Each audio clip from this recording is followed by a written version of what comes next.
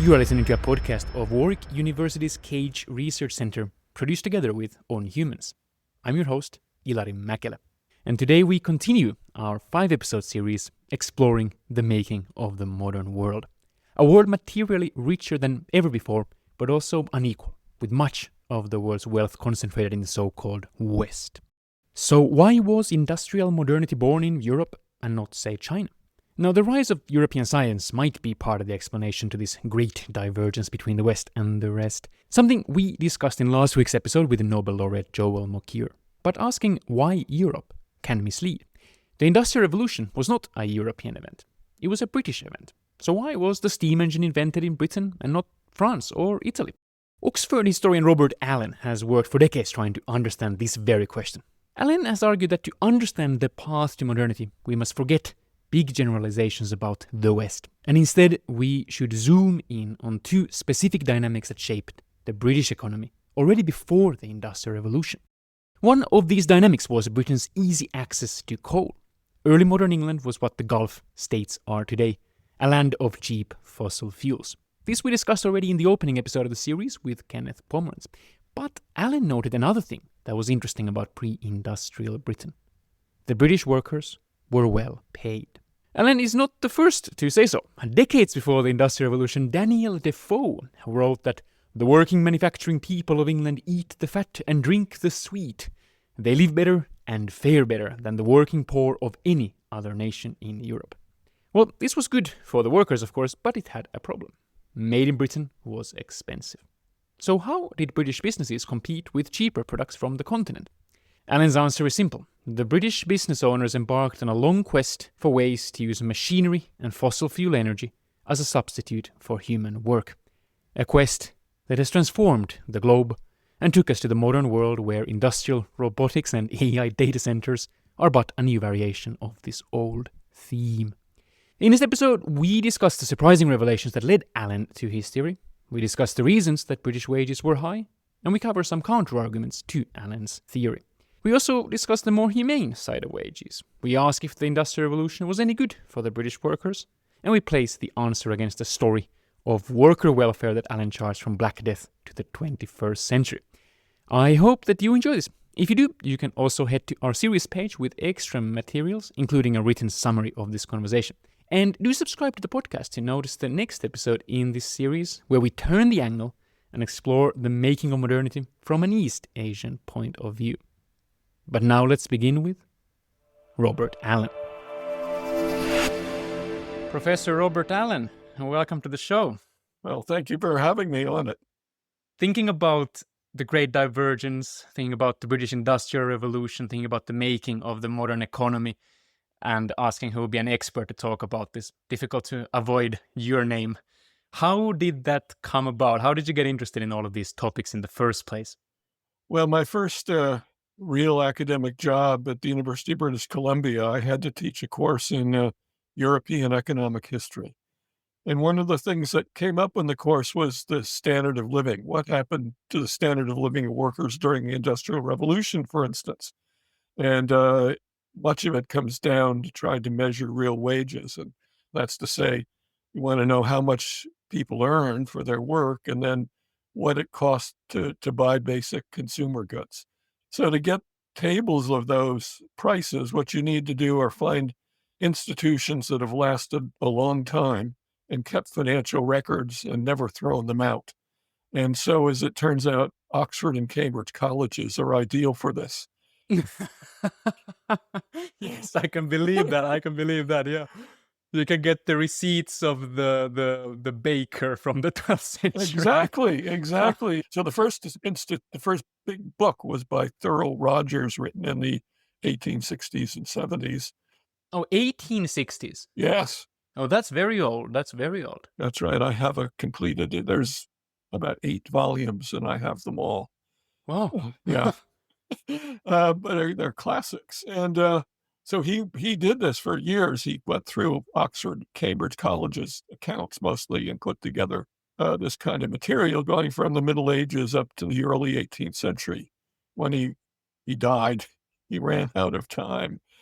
So he never got to the Industrial Revolution as such. He got all the way to the eve of the Industrial Revolution. Exactly. Interesting. Yeah. And then in the 1920s, the Rockefeller Foundation decided that for economics to become a real science, it needed a database. So they put up a lot of money to hire people in different countries to pay them to do price histories for their countries. So, there were quite a few. Alsace in 6 cities in Germany. There's Pribram did Austria. There's this Poland was heavily done. Okay. And so since then, Japan has quite a lot of work done. There was some American in China in the early 20th century who actually did a little price history of Beijing. Anyway, I remember thinking that this might be something that would be interesting to do, to compare British prices and the standard of living and do it consistently with some other countries. This got me to the 1980s. And I remember in the mid-'80s, I bought my first personal computer. And I knew that this price project, this is a project for the computer age. So I started doing this, and I started collecting these prices and putting together spreadsheets on different countries. I was at UBC in Vancouver in Canada, and they had some number of these price histories in the library, but many, many things had to come on interlibrary loan. And so when I started doing this, I accounted for 10% of the volume of the interlibrary loan office in 1 year. And of course, things didn't come right away. So even, years later, I'd get a memo saying such and such has arrived, and I couldn't remember even necessarily what it was. But anyhow, I did this, and so it all came together. And then I remember sitting in my office thinking, what am I going to do with all of this? How can I make sense of it all? And I thought, well, the easiest thing to do would be to get a standard budget. And I remembered from what I taught my students, something that's not true, was that English agricultural laborers, the classical economists said these were at the bottom. So I thought, well, I could find a budget that an English agricultural laborer might have had and could afford, and I could apply that across time and space. So you would look at how much bread, how much beer, how much cloth. That's right. There was a famous book by Sir Frederick Eden, who wrote vicars in many parishes across England and got them to report on the state of the poor and how they spent their money. So he collected sort of budgets for lots of people. So I took this and I came up with a composite budget, and this became what was called the respectability basket in this literature. And I could price this out in England, and I could price it in other countries, and from the Middle Ages up to the 19th century. And that's how it started. And you said that there's something you taught your students that turned out not to be correct. What was that? So what happened was I had a colleague who was a development economist, Ashok. And one day he saw me coming down the corridor, and he said, "Oh, Bob, I have a question for you, Bob." And I trembled a bit and said, "What's that, Ashok?" And he said, "What did the classical economists mean by the subsistence wage?" And I said, "I can tell you that because I have a handout I gave my students with a budget." So I showed him this budget, and he looked at it and he said, "These people aren't at subsistence. These people are very rich. Look at how much meat they're consuming. Look at all that cheese. Look at that beer you're giving them.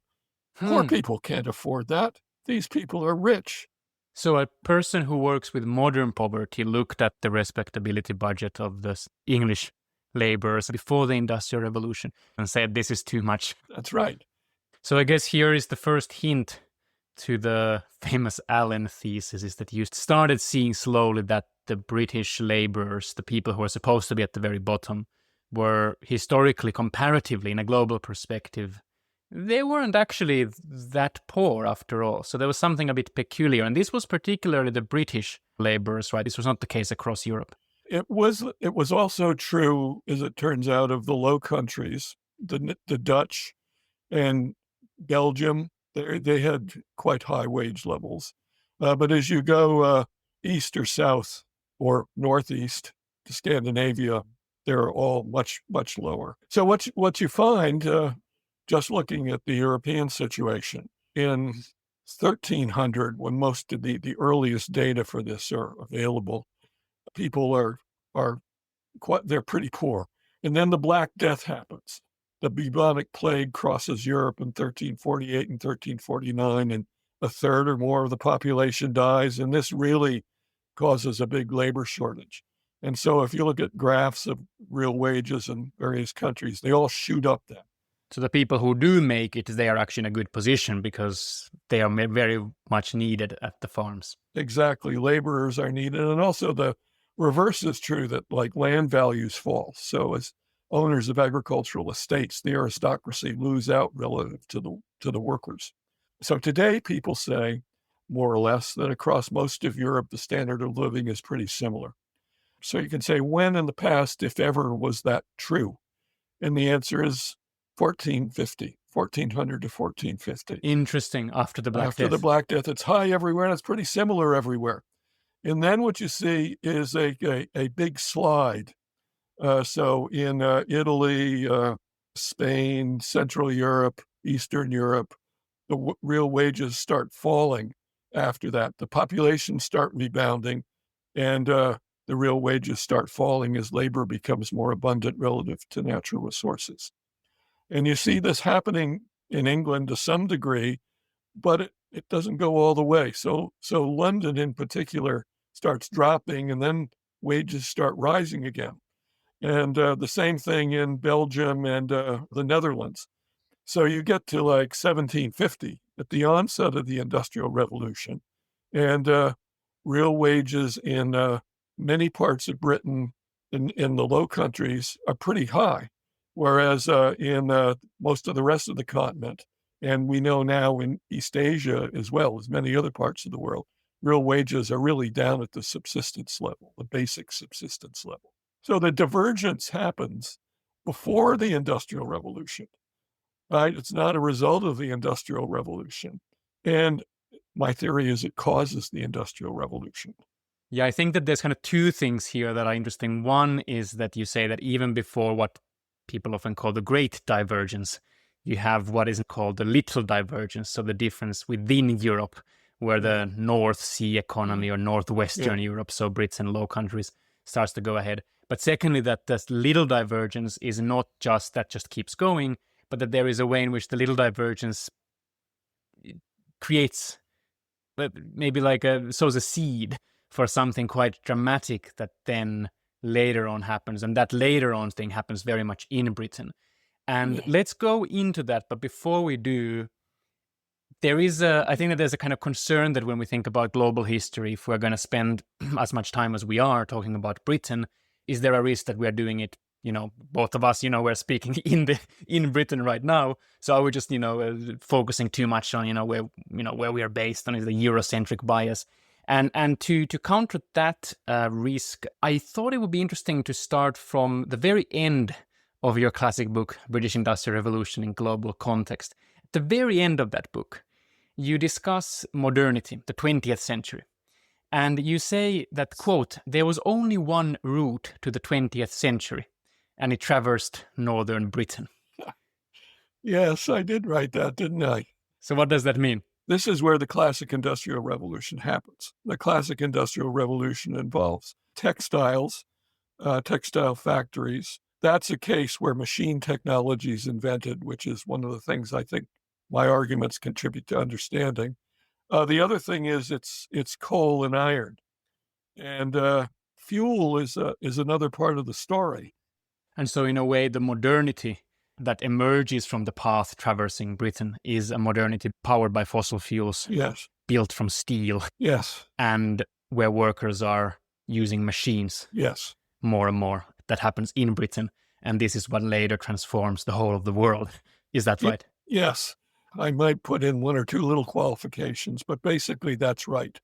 And this defines Britain's successful development trajectory into the 20th century. It's also the way the U.S. Industrial Revolution happened, importing these same technologies, adapting them to local conditions, and so forth. And then on the continent, this is what countries tried to emulate. So the first continental country to really have industrial development is Belgium, which in many ways is the closest counterpart to Britain. It has coal and iron reserves, has high wages.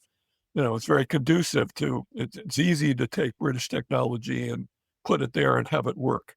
Other places, it's harder to make the British technology pay, actually, because if the spinning technology aims at using machinery to save labor. So you've got to buy a machine, and what's the return? What do you get from buying a machine? Well, you save on your labor costs. So if wages are high, the money value of that saving is more than if wages are low. So it turns out British technology is cost effective early in the 19th century in places like Belgium, which have very similar high wages. But they don't, the savings in labor isn't worth very much in Italy, where wages are much lower, right? And so they have a catch-up problem. How do they adapt? How do they bring British technology in? The same thing with France.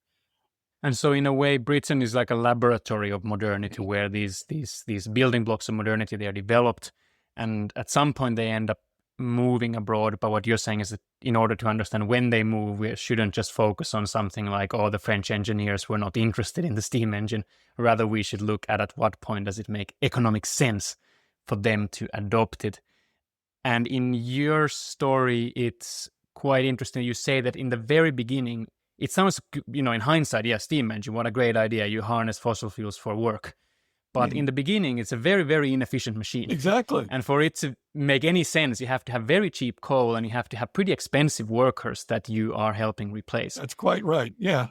And that it is only when this takes off in Britain, and then the British engineers, in an ironic way, they make them more and more and more and more efficient. And they make it so efficient that at some point they start making sense everywhere. Because now they've made the steam engine much more powerful, much less coal needed for 1 hour of labor or whatever. Exactly. They undo Britain's advantage by making the technology accessible to everybody in the world. Which, of course, then raises the question of why some faster than others, why the West, why Japan, etc. We will get to that, but let's make sure first that we understand the dynamics. So the key idea is that you notice that the wages are pretty high, actually very high, also in, for example, Belgium, amongst the Dutch, but especially in Britain already before the Industrial Revolution. You also notice that coal is very cheap. Fossil fuels are very cheap. And so therefore, these are the places where it makes economic sense to start industrialization. So one of my favorite reviews of my book is a review written on Amazon. And the person says, I've read a lot of books on the Industrial Revolution, and this is the first one that makes good business sense. Yes, exactly. I thought, I got it. You got it. I was very happy good to read that. Excellent. Well, let's then, if your story is right, there is a way in which the little divergence explains or drives the great divergence. There is a way in which what happens before 1700s is driving what happens on this path to modernity. So how should we then explain what happens before it? I'm sure many people have asked you this. What is the first thing that you highlight when someone comes and is like, look, why were the British wages so high? Why was the British economy on that kind of more advanced trajectory, if that's the right term? So my answer is that it was imperialism and the colonial system. I think that Britain, starting in the 17th century, has a very pro-colonial policy. They start getting more and more colonies, and the Royal Navy becomes more powerful. They fight the Dutch first, but then they sort of eventually rule the world and create this very large colonial system. So the Caribbean islands, the Sugar Islands, based on, this ties in with the slave trade, right? They're labor force of African slaves. They're an important part of this. and the North American colonies too, from Georgia up to Nova Scotia in Canada. And this whole, at the time of the American War of Independence, I think that the population of British North America was about a third the population of Britain. So it was quite large, right? And they had a system of trade laws that meant that basically they had a monopoly of trade with these colonies. And so they became huge markets for British manufacturers. So the future United States had essentially virtually no manufacturing in the and no cities during this pre-revolutionary period. Everybody was engaged in commercial agriculture and exporting farm goods to or products like sugar or tobacco and rice to England, and wheat and livestock to the Caribbean, to the sugar islands there. So in that, but then they were importing all their manufactured goods from Britain, and this is what drives urbanization in Britain. So, I think on the order of a quarter of the workforce of London is engaged in trade related, international trade related activities. Another, it happens in the north though too. So in the West Riding of Yorkshire, they make woolen cloth, and they develop a nice a pattern that's attractive in the colonies. So they start exporting a lot of this cloth, and it keeps going up and up. And as that industry expands, it needs more and more workers. And the workers that they need are spinners. So these are women who are working in their homes and their cottages, and a merchant comes and gives them the raw wool in 1 week, and then comes back and gets the spun yarn the next week, and they carry on. They get paid for this. So as the wool industry expands, um, the number of spinners that needs grows, and that's bidding wages up there. It starts hiring workers who are doing cotton spinning and bids up their wages. And so it's this rise in wages and the cotton spinning, hand spinning activities in Lancashire that create the incentives for machinery to spin cotton that becomes the Industrial Revolution. I think the wool point is fascinating. This is something I personally just was not aware of until very recently, of how important wool has been for the early success of British economy. But maybe let me tell another alternative story, and then you can compare it to the story that you just told. And this is a story where colonies do matter, but actually the Spanish colonies matter more than the British colonies. And the story is as follows. Around the time of the Black Death, like you said, labor becomes expensive because many people have died. Land becomes cheap. Therefore, the British farmers who own a lot of land, they want to find ways to use land, which is now plentiful, in a way that doesn't take much labor. What's the solution? The solution is to have more sheep, and the sheep grazing the green hills of England. Right. And here the sheep are grazing. But in the beginning, these don't go to the American colonies. In the beginning, these go to the Low Countries, to Antwerp, for example, where they are exchanged on the European market. And this becomes a big part of, I saw some numbers where this was like a quarter of all British manufacturing exports at some point. And what that means is that Britain is able to tap into the European market. What's happening in the European market in the 1500s is that the Spanish are flooding the market with silver, which they're getting from their colonies in the Americas. What that means is that Britain is able to access a heck of a lot of silver. And what can you do with silver? You can sail to Asia and start trading in Asia with a lot of silver in your pockets.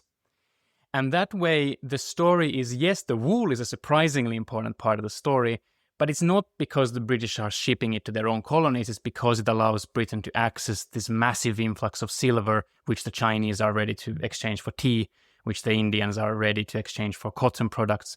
In the beginning, of course, later on you get the colonial violence as a layer on top, but that comes a bit later if we are looking at the 1500s and early 1600s. So what do you think of that as an alternative way to look at the rise of the British economy? Yes, focusing on wool, but not so much on the British colonies in America, and more on a kind of bigger global system where the British are able to tap into with their wool. I think you're quite right. It's very interesting that yes, after the Black Death, there's a big conversion of arable land, plow land to pasture. So another thing that happens with wool is a new product is invented, which they call the new draperies, which are lightweight worsted cloths. And these are produced both in the Low Countries, but also in England, and they're exported to the Mediterranean in particular. And so, yeah, so I think my quick answer didn't do justice to this point that you're raising. So the export performance of Britain in the 16th century starts with exports I think, more to the Mediterranean than anywhere else. But yeah, so I agree with that. We've talked about wool, we've talked about colonies. What about politics, culture, institutions? If we ask Darren Acemoglu, for example, he would focus very much on what's happening to the British institutions, what's happening to politics, what's happening to all sorts of different. We're not talking about democracy by any means, but we are talking of there's a little bit less power for one person somewhere telling everyone else what to do. There's the whole idea of Parliament getting more and more power. The king is no more an absolute monarch in Britain. There are people who focus on property rights and the idea that in England it made sense to invest in a big project with steam engines or whatever because the king wouldn't just come and take it away from you.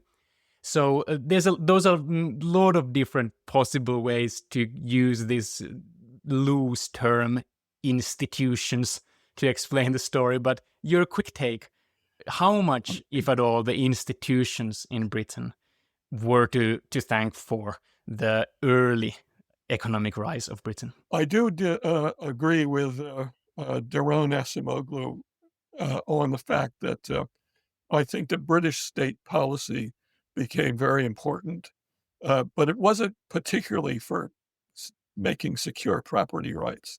I do think that property rights were basically secure for a long time before the 17th century. But it was basically the shift in the economy as it developed was creating a larger and larger capitalist class and mercantile capitalists. That the whole people were getting very rich in the trade and in the slave colonies and so forth, and they wanted the government to promote that kind of activity, and they become Parliament gives them a forum in which they can become powerful and influence things. And so this state policy becomes naval policy, the colonial policy, the mercantile policy, all become very supportive of this kind of imperial colonial expansion. And that, for reasons we've talked about, I think, contributes to the Industrial Revolution. Well, then let's turn into the Industrial Revolution as such. So your view is that, yes, it happens in Britain, but it happens largely because it makes business sense in Britain due to the developments we've now been discussing. It's a very influential view, but it does have its critics. I think the place where my impression is that there's least pushback is the relationship between coal and steam power and iron. I mean, the fact that Britain had such cheap coal deposits, basically energy is cheap, therefore British find whatever ways to use heat and turn heat into power instead of, you run the steam engine, or instead of having a wood worker and stone carver make your building, you just, you create a lot of iron with a lot of heat. So that part, I think the energy part is quite safe. I think the high wages being a big part of this is where there is more pushback. I've seen that especially in the case of cotton and cotton spinning, and a big part of the Industrial Revolution, as you've mentioned. And for example, your colleague at Oxford, Jane Humphreys, she has produced quite a lot of data on spinning wages, where the conclusion seems to be that these were typically women and children who were actually quite low paid. These wages were not much higher than they were, for example, in continental Europe. So how have your thoughts evolved from 2009 when you published the milestone book till today? How, if at all, your opinions on how much the high wages contributed to the cotton industry, how have they evolved? Well, I still believe that high wages did create incentives for investment and for mechanization in Britain that weren't true elsewhere. I don't want to go through all these issues in detail, but the Jane's work on spinners' wages that you're referring to, uh, when you look at it, they're out of line with all the other wages, including her own. So she's produced wage series from doing very valuable, very important work with original sources, looking at both the wages of women as as servants, mostly domestic servants, and also on working for farming and agriculture. And they're just like their trends are like men's wages. So they all go up a lot from the end of the Middle Ages into the 18th century. And the spinning series don't do that. If anything, they go down. And how can this be? I just can't see how they could be so divergent. And uh, I think people move between activities, and that tends to equalize wages and move between activities where they can. So there's a lot of sort of nitty-gritty data issues like this. So then let's bracket the cotton issue, because like you said, it does get into quite a lot of nitty-gritty details. But there's another, I think, interesting challenge in the same ballpark, that there was, according to the critics, something else than just business sense, some kind of inventive culture that was producing these gains during Industrial Revolution. And there's an interesting paper that came out recently looking at clocks. And what they found was that the price of clocks in Britain went down dramatically during the 1700s, during the time of the Industrial Revolution. But this is an interesting one because there's no mechanization really in clockmaking. There's no steam engine in clockmaking. And yet, I think it was like 73% down. And I think the interpretation I've seen around this paper is that, look, there was something pretty interesting going on across society, across the British economy during the Industrial Revolution. Where you have coal, okay, sure, you do the steam engine, but people just have better mechanical skills. People have better organizational skills. And this is a much broader story than just where does it make economic sense to do this or do that. So I'm sure you've seen the clock paper. I mean, what were your reactions to it? So there's several aspects of that. So just let me talk about what I think is the broadest aspect, which is that there was a kind of a mechanical culture in Britain. Yes. So, okay, I think that's true. And this shows up, in fact, in how the cotton industry's expanded, that Arkwright, when he built his mills in Cromford, I've seen reproductions of little cards he made that are advertisements for he's trying to hire workers. And the kind of workers he wants are people that have these kind of mechanical skills. And I think a lot of the people that actually made the gearing for things like his water frame came from Warrington, which was a center of this watch and clock industry, right? They'd make clockwork machines. Yeah, this is all true, but where did all this come from? Well, Joe Walmokir would say that it all comes from the Enlightenment ideas about studying nature, experimenting. I mean, clockwork is very, you say it actually yourself in your book, that clockwork is very, very much associated with the scientific revolution.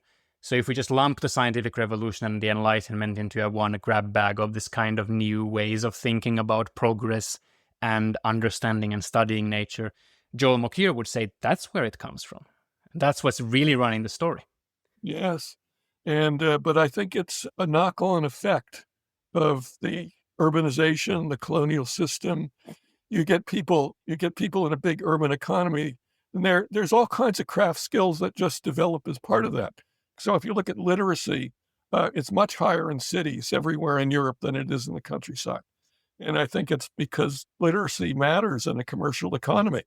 If you have to keep accounts, you have to correspond with suppliers, whatever, you have to have contracts. It's better if you can actually read the contracts rather than not. All these things contribute to a demand for reading and writing, and also for math skills. So I was wondering one time early on, I knew that there's some literature that says that people were numerate in 18th century Britain as well as literate. And so how do they become numerate? What do they actually do? So what you do is you have a math book, and you learn how to do math from a book. And so I found a bibliography of math books.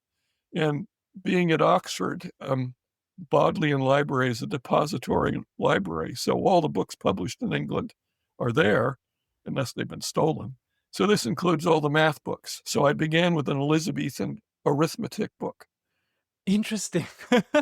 And my idea here was to actually see what the sample problems were. Because I figure if you're writing a math book, you want people to buy it. So you want to make it relevant to their Yes. needs, right? So what were they? What kind of problems were these people motivated to learn math to study science or not?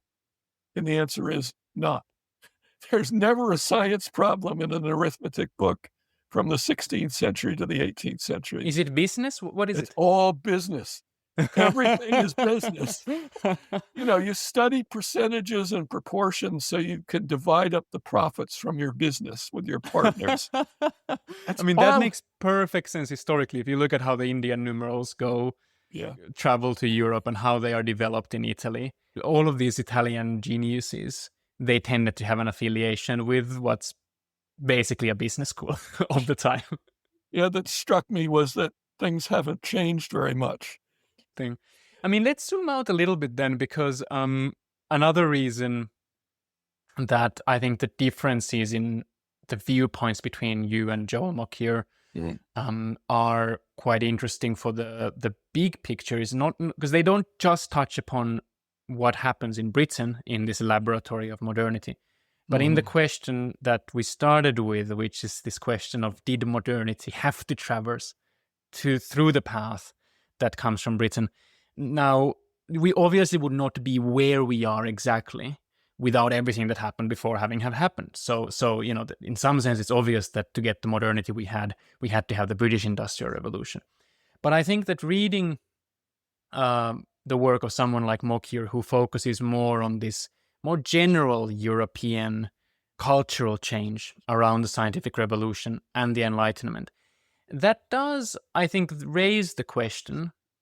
This is not his words, this is my words, but I think it raises the question of could there have been an alternative path to modernity, which would have been maybe less fossil fuel heavy, maybe less input heavy in general, less, cotton from the slave plantations, but where you still would have gotten the increasing mechanical skills of those, clockmakers. You would have had cloth dyeing, which develops into the modern pharmaceutical industry in Switzerland. You would have had precision engineering. You would have had civil engineering. You would have had actually a lot of the things that seem to be a bit more unambiguous goods about modernity rather than this heavy resource-based, fossil fuel-heavy industrialization. Obviously, this would not have gotten us that much GDP growth. Obviously, this would have been a different form of modernity. But could there have been, what do you think, could there have been a more high-tech, low-resource modernity that does not travel through Britain, but that comes more from this general European scientific Enlightenment mechanical culture? That's a very big, tough, counterfactual question.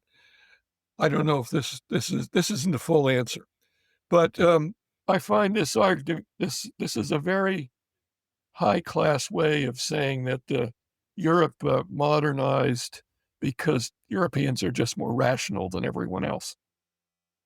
Well, before we leave this question of the modernity having traveled from this British laboratory, if we look at modern living standards, which has been the bulk of what we discussed, they, as you said, in Britain, they go up actually before the Industrial Revolution a fair amount. There's a lot of debate about this, but it doesn't seem to be that during the Industrial Revolution there's a boom in living standards. In many ways, actually, things can be quite miserable for the workers.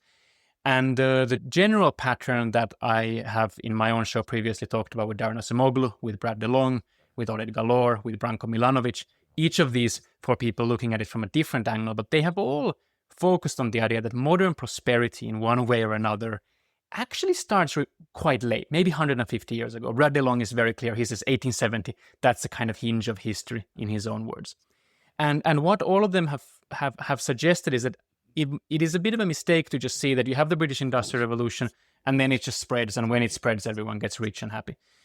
Obviously, no one thinks that it's that simple, but the idea that there is a much more discontinuity than we often realize between the first and the second industrial revolution, or between the first industrial revolution and the roots of why people start literally growing in height, why childhood mortality drops dramatically, all of the kind of remarkably positive developments in the last 150 years. That how much do you think that there is a discontinuity in a way that, yeah, we can explain the British Industrial Revolution, but we don't explain modern prosperity? Or do you think that it is still, at the end of the day, it is just part of the same development that becomes, reaches a tipping point at some point where it actually starts lifting the worker standards? Or do you need something very different, mass education, demographic transition, the modern R&D lab, democratic politics, whatever these names that I mentioned earlier, whatever their favorite theory about it is? I don't think we would be here today without the Industrial Revolution when it was. I mean, but it's completely clear that the world as it was in 1850 was much poorer than the world it is now when things had to continue.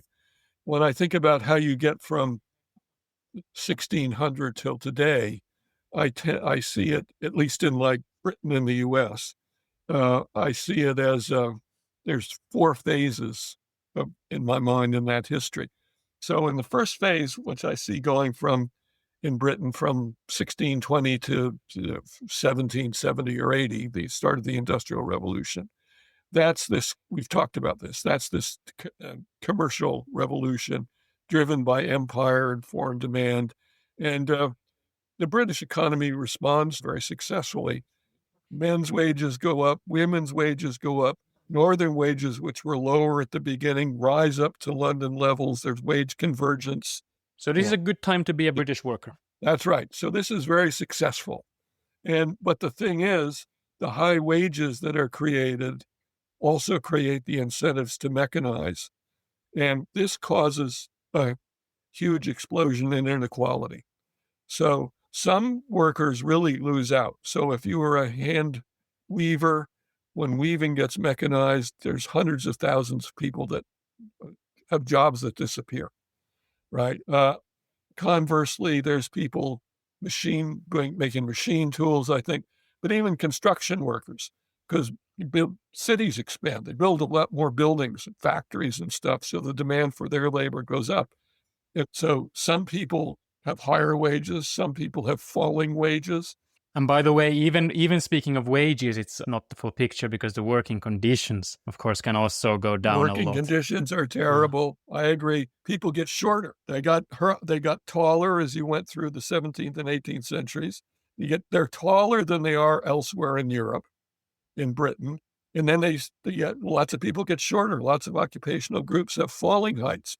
And it's remarkable on the inequality front. I mean, I remember when with Branko Milanovic, we discussed how much the top 1% owns of British wealth. Oh, yeah. Before Industrial Revolution, maybe 40%, dramatic inequality already. It goes up to 70% during late 1800s. 70. And then it goes down 20%. After Thatcher, it goes up a little bit. But where it starts from is really 70% for the top 1% after the Industrial Revolution has done its job. So, yeah. Yeah, it's very high. This is a bad time for workers, the Industrial Revolution. And this bad time lasts until basically all these hand trades get mechanized and they get eliminated and factory production replaces them. And then labor markets tend to get tighter, but also this collective bargaining can start and take place more easily. So worker movements and worker movements. Yeah, and there's also immigration. So a lot of people move to the U.S., but Canada, Australia, this is very important. After the sort of 1870, you start seeing real wages rising in Britain, and real wages are rising in the U.S. at the same time. So the upshot of this is that you get the invention of mass production in the United States. It's not just assembly lines, which save unskilled labor in factories, but it's precision design machine tools that take the layout skills that the skilled worker have in setting the machine so that you don't have to know what you're doing. So in the US, the high wage is this kind of new golden age of labor, or whatever we want to call it, causes a new wave of what we've been discussing, which is the economic business sense to mechanize. Yes. Now we're not mechanizing with a steam engine or a spinning jenny, but now with the factory line, where you don't need to be so skilled to get that Ford T model car out of the factory. But interestingly, this does not become a new dramatic rise in inequality, bad time to be a worker. The wages continue to go up across the income spectrum in the US and UK until, what, 70s or something. So this phase of history ends in 1973. If you look at the wage inequality in the US, it's, if you can distinguish like between blue collar workers and then managers and supervisors, and you get their incomes and you see that they're both increasing at the same rate up to 1973. And from then on, the production workers are flat or falling, and the other professional and managerial incomes are rising. So you get this huge inequality. This parallels Lancashire in the Industrial Revolution, with the people who have the skills that are valuable in the new economy are doing very well, but the other people are doing really badly. Well, we are living through the consequences. We are today. It happens in Britain a little bit later, but you see the same trends if you look at British data. Another aspect of this is it depends where you are in the world. So, like one reason that industrial jobs in the US have declined is because of imports of Chinese manufacturers. So if you think, what's been the impact of this recent technical change on living standards? It may be that in the West, it's created inequality, but in China, it's made a lot of people a lot more prosperous than they would have been otherwise. Why do you think it's so much more in the US and UK than many of the other rich countries? There's a traditional way of saying is that the inequality in US and UK is a U-shaped curve. In the 20th century, it goes down, then it goes up. Whereas in France, in Japan, in Finland, where I'm from, you get an L-shaped curve. So it goes down, it goes down, it goes down, and then it kind of flattens out and there's movement up and movement down. But mostly there hasn't been this rebound, especially in post-tax inequality in many rich countries other than US and UK. Why do you so is that a Thatcher-Reagan politics story, or is there something that I'm missing? Well, I think it is partly Thatcher-Reagan. So I think that I think this ties in with another feature, which is like Britain is now suffering from negligible productivity growth. The whole macro economy isn't doing well, and it's been like that for quite a long time. And I think these things are connected. So I think that much of the rest of Europe has had social democratic or Christian democratic governments for a long time. And I think those are have spent a lot of money sort of a consistent way on things that reduce poverty and reduce child poverty. So there's a lot of statistical evidence now that almost any program that spends money on children, from like actually pre-birth up to universities, on almost anything, it pays for itself. So as you eliminate child poverty, it means that the people who grew up and would otherwise have been poor, they have much better employment prospects, they have more education, they commit less crime, they pay more taxes. So they actually repay the costs of the program through their taxes. And I think this contributes to less inequality, but it also contributes to better economic growth, that you end up with a society that's much more productive and it grows better. So like part of the productivity problem in Britain is the child poverty problem. What do you think about, from looking at this kind of really long-term, broad patterns, how do you think about AI, robotics, automation? I don't consider myself to be an expert on AI.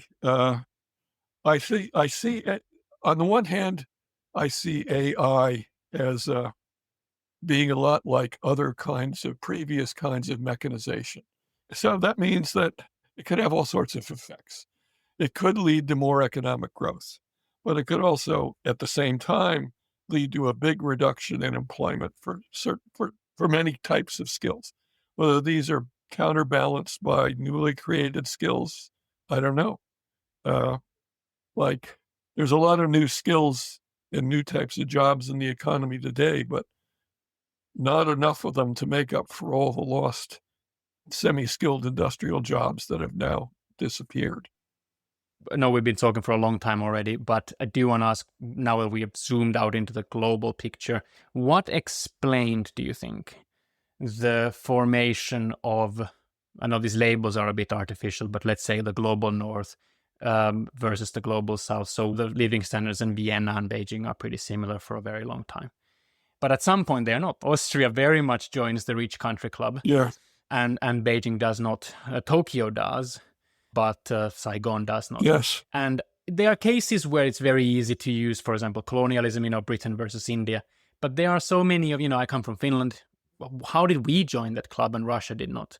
Why Japan and why not China in the beginning?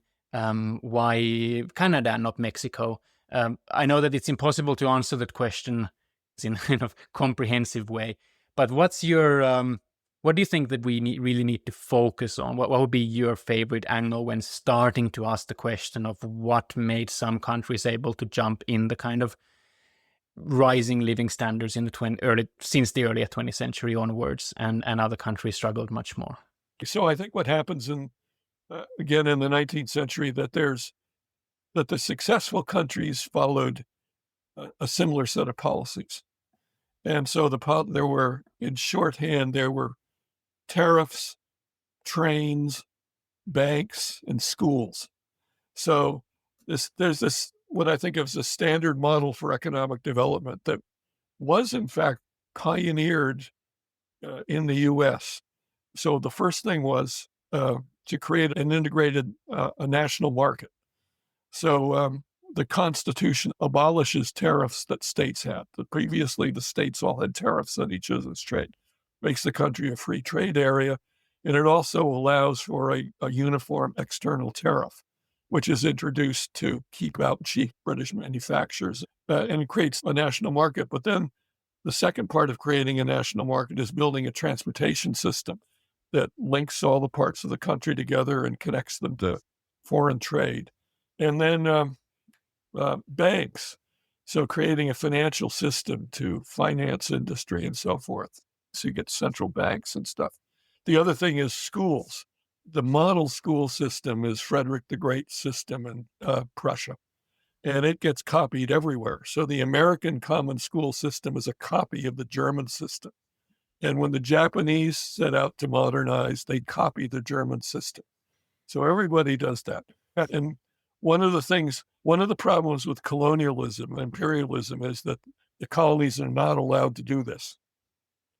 Like Indian nationalists wanted the standard model, but they're not allowed to have it. They can't have tariffs. They can't. None of this happens. They don't have schools. So Japan, they're interesting because they have a political response to Western imperialism, and they have this modernizing coup d'etat, the Meiji Restoration. They want to do the standard model, but they can't exactly because they're not allowed to have tariffs. And so they substitute, they invent an industrial policy. So they have they subsidize firms that they want to succeed. But they do similar. They have schools, they have a financial system, and this is partly what makes them successful. Okay, well, let's, I think, start coming to a close. But before we do, I have 3 short questions. The first one is, based on all the things that we've discussed today, if you would have to summarize all of it into around 60 seconds as an answer to how should we explain the Great Divergence, what would you say? I think Ken Pomerantz is basically right. It comes down to imperialism in colonies plus coal. I think that if I've added anything to Ken's point of view, it's developing the argument that an important way in which imperialism in colonies affected things is by tightening up labor markets, which created an incentive to substitute cheap coal and capital for the expensive labor. And that was the cause of the Industrial Revolution and the Great Divergence. What about people who work in this area? What would be something that you would like to see done? What's an underrated aspect or angle or something you wish there would be more work on? So one of the things that strikes me as important is that most of the world, the parts of the world that didn't industrialize, were agrarian civilizations. So, and agrarian civilizations originate back in the Bronze Age, when you get what are basically agricultural societies, and they have cities. But these are mostly not very innovative. When it's not correct to say nothing happens, but it's very slow. I mean, important things do happen. Things that are important that happen are developments of writing, literature, mathematics, applied mathematics. Lots of stuff like that matters for the future, but there's not a, and there's some technical progress, but it's not a very high rate. And I do wonder whether the agrarian civilizations suffer because the empire, that the emperor at the heart of it really rules by negotiating with regional elites, urban elites or rural aristocracies. And this just makes for policies that are not really ever pro-growth, in the sense they don't create new economic activity in the same way that mercantile colonial policies in Europe did. But I'd like to know more about that. I find it all mysterious. Okay, well, I think that's a good place to start coming to a close. My final question is, how has all your work shaped your outlook on the challenges of our future? Well, I think that active public policy is important for successful development. So I'm not really a free market person or a small state person. And I think that future success is going to be secured if you have an active state guiding development, not doing it all by itself necessarily, but playing an important role.